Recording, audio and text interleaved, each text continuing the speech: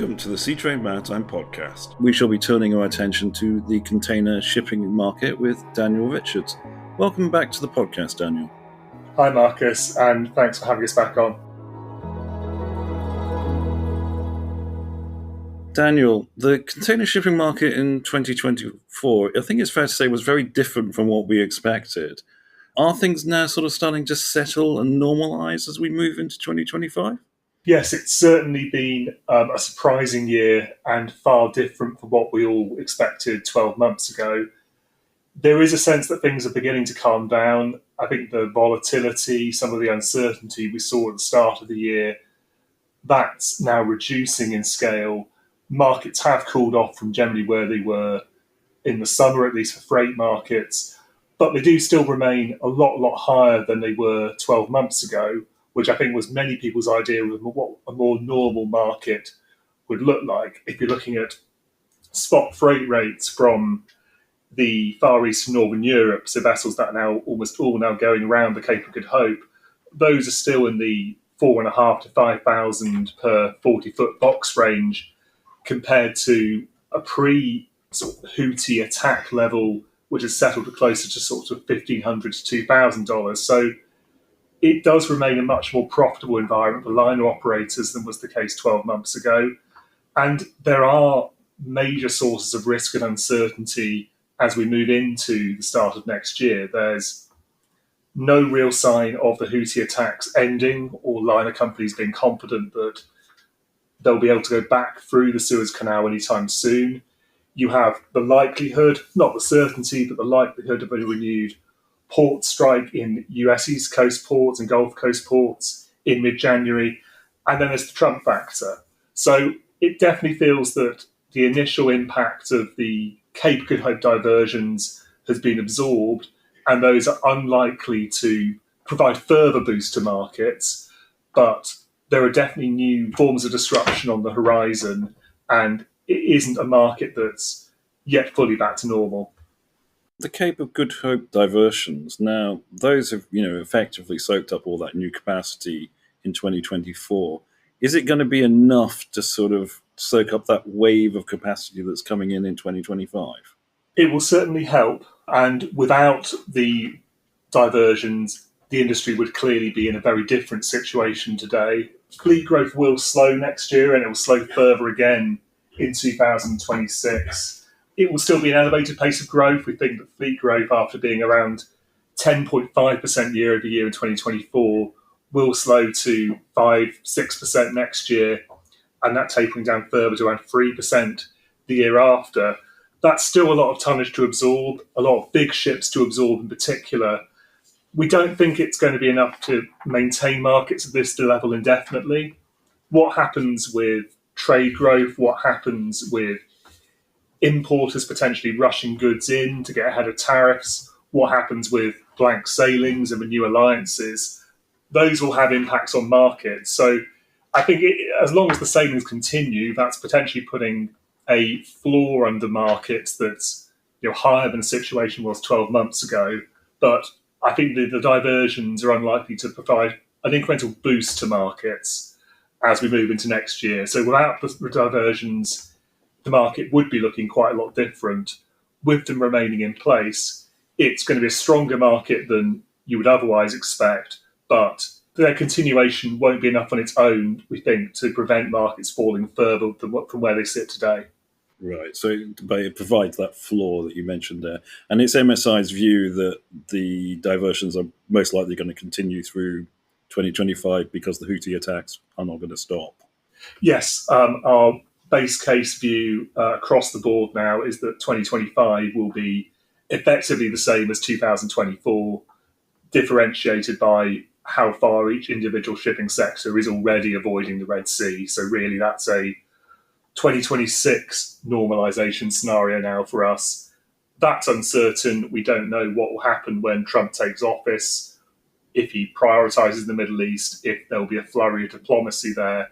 But for the moment, it seems safest to assume that the current status quo is going to last for some time. Okay. Yeah, fair enough. There doesn't seem to be any particular push factor to change the environment. And I think you mentioned there's quite a few things happening as we start 2025. You've got Trump becoming president and his tariff plans, possible strike on the US East Coast. And yeah, there's changes in alliances as well, which would potentially coincide with that US East Coast force strike. So how does all of that play out? I think for the moment, this combination of factors is supporting the market. We've seen spot freight rates on a number of routes tick back up as we've moved into the start of Q4. And that trend is probably likely to continue through to the new year and pre-Chinese Lunar New Year cargo rush. What we have seen is that volumes moving into the US have been notably strong for quite some time now. So whereas, it's Europe seemed to have a relatively early peak season this year, the US has had both an early and an extended peak season. So volumes moving into the US have remained quite a bit higher year over year, all the way through October and the start of November. Clearly, some of that's related to getting goods ahead of the potential labour action. On the margins now, there may be some moves to get goods in ahead of potential tariffs. So volumes for the time being do remain relatively healthy. We think that on a trade basis, the level of trade growth we've seen this year, which is likely to be around 6% year over year in total in 2024, that's unlikely to be maintained next year or in 2025. But overall, trade growth should remain relatively healthy. So I think these disruptions for the moment are going to keep freight rates relatively elevated. The charter market, which is a source of costs for liner companies or revenues for independent ship owners, that remains phenomenally robust, and that also seems very much set to continue, at least over the first half of next year. With the new alliances, there's going to be teething issues likely. There's the potential this could lead to some softening of freight rates if the new alliances are keen to retain customers, if there's concerns about retaining market share. As these new alliances are launched, they're a bit more differentiated in terms of the structure and the service offerings they're providing with customers. That's probably a level of differentiation that hasn't been seen for quite some time. So I think for the moment, these different sources of disruption, that they're more likely to lead importers to bring goods in early. That's likely to prop up trade volumes as we move into the first half of 2025. There will still clearly be an elevated pace of fleet growth. There's unlikely to be much scrapping next year. So it feels like current market levels are going to set the tone for what happens in the first half of 2025. But there are clearly notable new sources of risk and vulnerability to the market that are emerging. Okay, so a strong start to the year, and then the latter half will depend on how certain other things play out by the sounds of it. Yes, definitely. And we don't know, for instance, what Trump will actually do with tariffs. This is a huge level of uncertainty. What he said he might do on the campaign trail is not what he's initially promised to do via social media, with 25% tariffs on Canadian and Mexican goods, not particularly relevant for container shipping, and an additional 10% uplift to existing tariffs on US imports from China. The initial tariffs he introduced in his first term have pretty much all remained in place throughout the Biden administration. And I think that 10% uplift is maybe less consequential than it could be. It certainly means that there'll be a real gulf between the average tariff on Chinese goods versus tariffs moving in from places in Southeast Asia, from South Asia. But the 10% uplift in itself shouldn't have an enormous impact on trade, but it is likely to steal some trade from 2026 and bring that forward in 2025, assuming, of course, Trump goes ahead with this. He may change his mind. He might be using these threatened tariffs as a way to extract concessions from trading partners, and it's very unclear over what time frame the tariffs would be introduced. He's threatened and potentially could do this via executive action on day one or near enough, but that's an untested route. And in his first term, he took the more by-the-book approach, which saw tariffs actually being implemented around 18 months into his term.